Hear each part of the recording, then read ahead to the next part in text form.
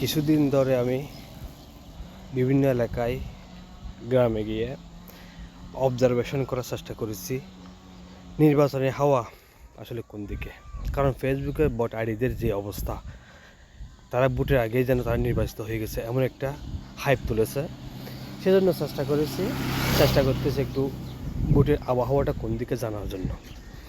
So আমি অনেক জায়গায় গিয়েছি, অনেক মেয়েদের সাথে আমার আত্মীয় স্বজনের বাড়িতে বেড়াতে গিয়েছি, ওখানে জানার চেষ্টা করেছি আসলে নির্বাচনটা কীরকম হবে এবং তাদের সমর্থনটা কোন দিকে।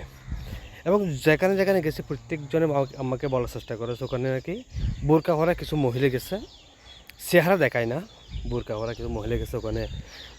কারো কাছ থেকে নাম্বার নিয়ে এসেছে, কারো কাছ থেকে গাড়ি নাম্বার নিয়ে এসেছে, এক্সেট্রা এক্সেট্রা।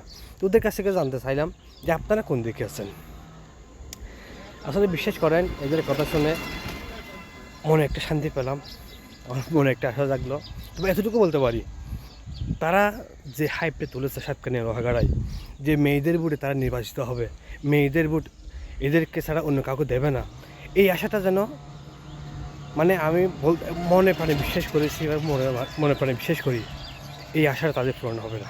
মানে মেয়েদের ভোট নিয়ে তারা নির্বাচিত হবে, এই আশাটা তাদের পূরণ হবে না। কারণ গ্রামেগঞ্জে মেয়েরা যে দেশ সম্পর্কে, নির্বাচন সম্পর্কে, প্রার্থী সম্পর্কে খবর রাখে, সেটা আমি গ্রামে বা মেয়েদের কাছ থেকে বা এলাকায় গিয়ে জিজ্ঞেস না করলে বুঝতে পারতাম না আমি নিজেও।